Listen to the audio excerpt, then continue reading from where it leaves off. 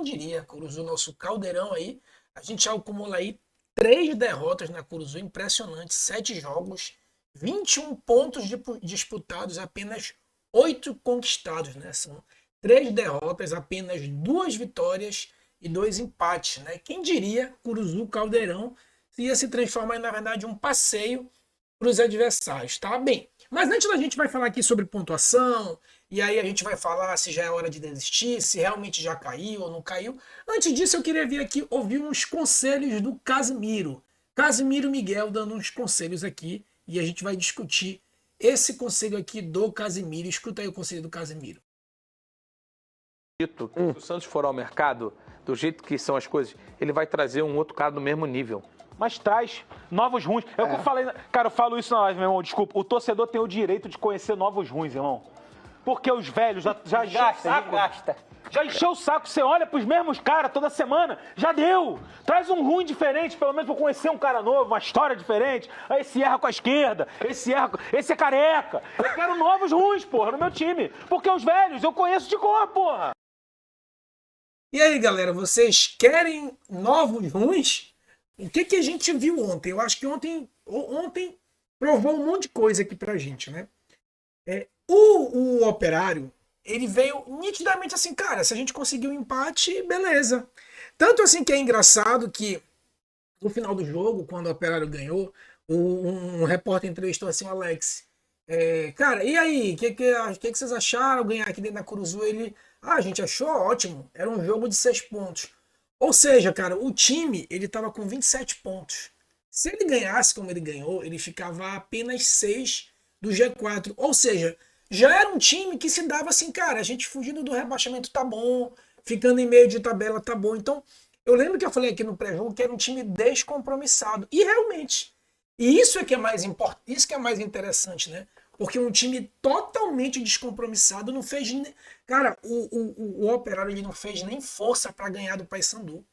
Ele achou o gol numa bola parada, que o Mesquita poderia ter saído na pequena área, não saiu, que o Anderson Leite poderia ter cortado a bola, não cortou. Cara, eu nunca vi isso, cara. Gol de falta cobrada frontal, um cruzamento, entre aspas, não, um lançamento na área. Eu nunca vi isso. Porque geralmente um lançamento frontal, o zagueiro corta, o goleiro já sai com o joelho para cima pegando. É clássico isso daí. E isso se faz em final de já queria abafa no final do segundo tempo. E raramente isso dá certo. É impressionante a facilidade com que o cara conseguiu cabecear dentro da grande área. Aí no segundo tempo o Gabriel vai lá e me faz aquele pênalti, né? Aquele pênalti lá totalmente sem noção. Ainda bem que pelo menos o Gabriel ainda tem muito crédito com a torcida, porque aquele pênalti totalmente inacreditável e pronto. Os caras ganharam sem nenhuma grande preocupação. Tinha o 10 Bosquilha, que é um excelente jogador, mas pouco fez, né? E é por isso que reacende a tal do debate que a gente está nessa situação porque o nosso elenco é limitado. Cara, peraí, para pra pensar. Eu vou pegar aqui a tabela. Eu vou pegar aqui a tabela, tá? Vamos lá, olha aqui bem pro nosso time. Olha bem pro nosso time. Beleza? Olha aqui pro nosso time. Agora bora lá pra tabela. Bora lá pra tabela. Olha a parte de cima lá da tabela. Vamos lá. Eu quero olhar só a parte de cima. E no Goiás que tu vê esse cara é diferenciado. Entra no segundo tempo, não deu tempo, os 11, entra no segundo tempo, o cara resolveu. Cara, o Anselmo Ramon tá lá com 38 anos, cara. Sempre eu falo, o cara só chuta com uma perna, pô. O cara só chuta com uma perna, tá lá, o Anselmo Ramon. Goiás, titular absoluto. Coritiba, beleza, Coritiba tem o Lucas Ronier e tem o Josué. Primeira coisa, o Lucas Ronier joga mais do que o Garcês? Será que o Lucas Ronier joga mais do que o Garcês? Vocês viram o 9 do Coritiba, o tal de Della Torre? Cara, o cara tem 2 gols na Série B. 2 gols e o cara jogou os 90 minutos contra o rival. Aí tem o Josué, beleza. O Josué joga muita bola, é craque. Mas beleza. Qual foi a coisa da cartola que ele tirou contra o rival que passou 90 minutos se defendendo? Qual foi o coelho da cachola que o Josué tirou? E o Josué é craque, tá? Eu sei que o Josué é craque. Quem entrou no Coritiba para tentar resolver e resolveu? Quem? Quem foi? Me diz aí. Aí tu desce aqui pra Chapecoense. Beleza, a Chapecoense tem um time equilibrado. Giovanni Augusto, que passou por aqui agora, resolveu virar o Ronaldinho Gaúcho. Fazer gol até igual ao Ronaldinho Gaúcho. E a Chapecoense, pasmem, ela era refém de um lateral. Que entrou um lateral agora substituiu a altura. Né? Aí tu desce aqui pro Novo Horizontino. Novo Horizontino tem o Matheus Friso. O que é que o Matheus Friso tá jogando? Quem entra no segundo tempo no Novo Horizontino e resolve? Aí tu vem aqui pro rival, né? Que é o jogador de uma nota só, que é o Pedro Rocha. Quando tá o Pedro Rocha, não sai gol. Aí beleza, o rival no papel tem, porra, super contratação. Tem o lateral direito lá, Natan, que se acha o novo Felipe Maestro do Vasco. Mas tem muito jogador bom. Mas o que que os jogadores estão fazendo mesmo dentro de campo? Pra gente dizer que o nosso elenco é limitado. Pô, aí tu vai dizer assim, cara, porra, mas assim, não entendo. Aí beleza, aí tu vai descendo aqui. Aí tu tem o Vila Nova. Aí tu tem o Vila Nova aqui, que jogou contra a gente e achou aquele gol no contra-ataque. Quem no Vila Nova entra no segundo tempo e resolve? Me diz aí. Quem entra no segundo tempo e resolve? Teve o cara lá que entrou, puxou o contra-ataque, beleza. Mas é o cara que vai entrar e vai resolver? Eu esqueci o nome dele lá, cara. Esqueci o nome. Aí tu vai pro Cuiabá, que tinha um bom jogador, que era o Derek lá. Eu acho que ele foi pro Sport, se eu não me engano. Aí o Cuiabá ontem só não ficou em quinto lugar, podia até entrar aqui no G4, a depender do número de vitórias, né? Que ele entraria com o mesmo número de vitórias Não, aí ficaria na frente do Remo com os mesmos 35. O Cuiabá empatou em casa de novo com o Atlético Goianiense, que tá caindo pelas tabelas. Aí tu tem o Avaí com o Aleph Manga. Cara, então assim, sinceramente, aí eu vou botar de novo o nosso elenco aqui. Eu vou botar pra ti de novo aqui o nosso elenco, tá aqui o nosso elenco. Qual desses times aí tem um elenco muito superior ao nosso? Qual elenco tem muito superior ao nosso aí? Me diz aí. Porque eu acho que isso é uma resenha, cara. Assim, eu não vejo todos os jogos da Série B, não vejo todos. Mas eu já vi pelo menos uns 2 jogos de todos os times. Pelo menos. 2 jogos de todos os times. E eu não vejo essa disparidade. Até quando o nosso elenco não tinha H6 e Diogo, se tu pegar os 11 jogos do Paysandu que ele ficou sem vencer, não teve um jogo que o Paysandu, nossa, a diferença é brutal. A diferença, a gente pegou o líder 3 vezes. Com aquele time que não ganhou 11, a gente pegou o líder Goiás 3 vezes e não perdemos nenhuma vez. Então assim, aí tu vai perguntar, pô, beleza, mas então assim, não tô entendendo. Se o nosso elenco não é limitado, aliás, limitado é, né? Mas se o nosso elenco ele não é inferior aos outros elencos, então por que a gente está nessa situação? Bem, sabe por que a gente está nessa situação? Primeiro, aquilo que eu falei para vocês da matemática, né? Se o nosso elenco se equivale à média da Série B e a gente ficou 11 rodadas sem vencer, por uma questão matemática, você não pode fazer um elenco na média da Série B. Você tem que fazer um elenco superior da Série B. Por isso que eu brinquei. Cara, se vira para trazer o Pedro do Flamengo, se vira para trazer o Vitor Roque, tem que trazer um cara diferenciado. Porque se a gente mantiver a média, e isso é a Série B, se tu pegar os últimos jogos do Claudinei, isso aqui é a Série B. Os últimos 12 jogos que o Claudinei tá à frente, isso que é a Série B. Tu tem uma boa arrancada, que foram aqueles 9 jogos de vencibilidade. Depois tu tem uma derrota em casa. Depois tu perde em casa de novo. Aí depois tu sai fora e ganha uma surpreendente. É isso aqui a Série B. A média da Série B é isso aí. Então o nosso elenco, ele é a média da Série B. Não é um elenco em relação aos outros horrível. Não é. Não é um elenco horrível. A nossa zaga é boa. O nosso ataque é bom com Garcês e Diogo. O que a gente não tem e que 99% dos times não tem é meio de campo. Isso aí, meu amigo, nem time de Série A praticamente tem. E qual é o outro ponto, né? O que é que faz o Paysandu continuar nessa situação? Além daquilo, tudo que a gente já sabe, planejamento, Roger, Felipe, tudo aquilo que a gente já sabe, né? Tudo que a gente já sabe, tudo que a gente escutou por aí nas rádios e na TV. Cara, é aquilo que eu falei lá no início da síndrome de vira-lata. Lembra que eu falava lá contra o jogo contra o Atlético? Se a gente venceu o Atlético na Curuzu, a gente tem que olhar para G4, olhar para cima. Isso casa muito com o tal do elenco limitado. Casa muito com o tal do elenco limitado. Por quê? Porque, cara, pega no início. Vou até fechar aqui a câmera em mim. Pega lá no início do campeonato. Aí tu pega todas as mídias locais aqui, todas, tanto rádio quanto TV, né? E alguns perfis aí, tanto de Remo quanto Paysandu. Não, porque Remo e Paysandu tem que pensar em se manter. Porque os clubes lá de cima, os clubes do eixo, tem muito mais poder de investimento. Cara, aí tu pega lá a lista do que o Futebol Zoeiro até publicou que a fonte é o Transfermarkt, né? É a fonte. Agora o rival tem a segunda folha da Série B. A gente, se não me engano, tem a 11ª, 12ª folha. Tá ali no meio de folha da Série B. Mas qual era o pensamento desde o início? Não. Vamos brigar para se manter e se organizando direitinho. Depois não existe isso. Sabe por que não existe? Porque esse planejamento ele não existe. Não existe esse planejamento de a gente vai cortar gastos agora, vai tentar se manter e aí vai reforçar a base. Isso aí não existe. Parece que dá alguns sinais agora com a inauguração lá do CT, mas muito pouco ainda. Tudo muito tímido. Espero que realmente essa timidez, ela, com a contratação agora do Inácio, isso decole, né? Mas é tudo muito tímido ainda. Então, assim, enquanto a gente tiver nessa de formar um time para a Série B, enquanto a gente formar um time casuisticamente para a Série B, a gente não pode entrar nesse papo de a gente vai só se manter. Cara, quem briga para não cair, vai brigar para não cair até o final. Quem pensa lá em cima, vai pelo menos ficar no meio de tabela, cara. Esse pensamento, né, de vamos fazer um planejamento, passa 3, 4 anos na B e sobe devagar, isso aí é um pensamento para quem tem um planejamento. Para um Mirassol da vida, para um Horizontino da vida, para o próprio Coxa da vida, que virou SAF agora, né? E não que SAF seja a solução de todos os problemas, mas nesse caso aí foi, né? Então, para esses casos aí sim, aí vocês podem dizer que a gente tem que se manter por um tempo e depois tentar subir. Mas enquanto isso aqui acontecer, formar time casuístico para uma série, a gente não pode entrar pensando em se manter.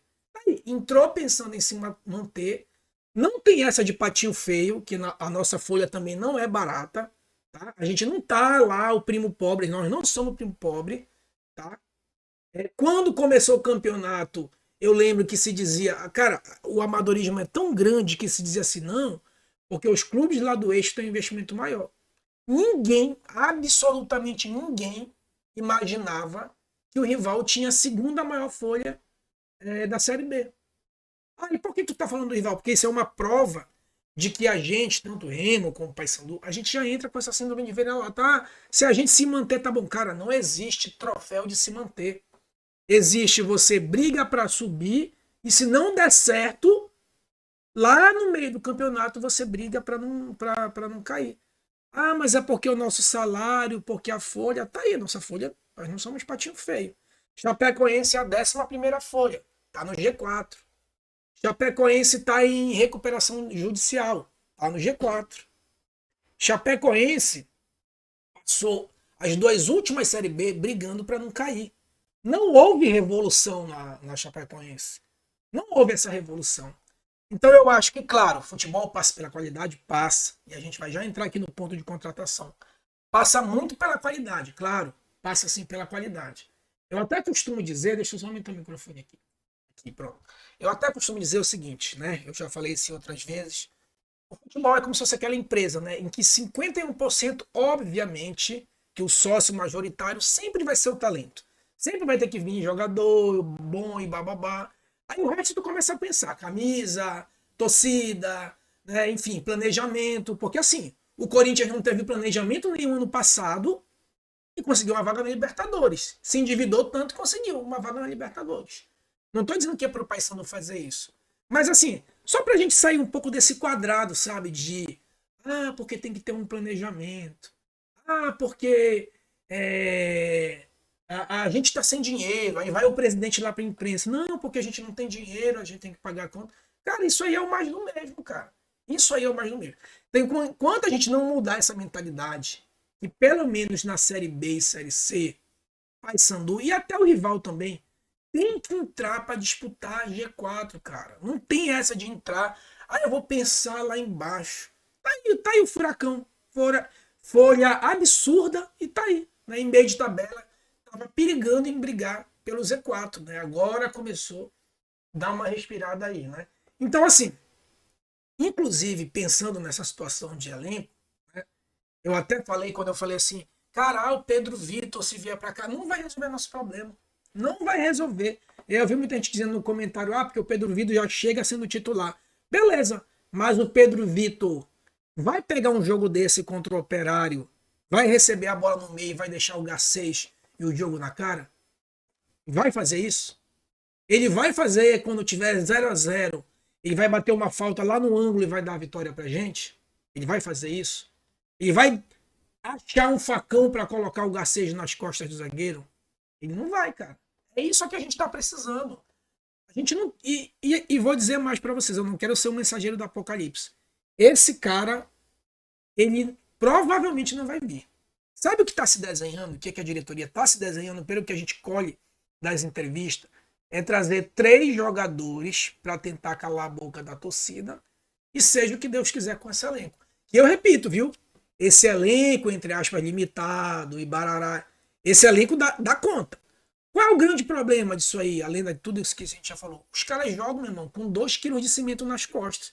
Já pensou que é todo jogo tu jogar pensando que tu tem que vencer ou vencer? Cara, o jogo contra o Operário mostrou muito isso. Quando o time levou o 2-1, faz o seguinte, pega os melhores momentos e olha lá quando saiu o segundo gol do Operário. Um olhando pro outro assim, tipo, puta merda, meu irmão, ferrou. Ou seja, os caras estão jogando entrando pressionado, pô. Não é que o elenco ele é ultra mega limitado, pior em relação aos outros. Que sim, a gente precisa de um reforço até para sair dessa situação.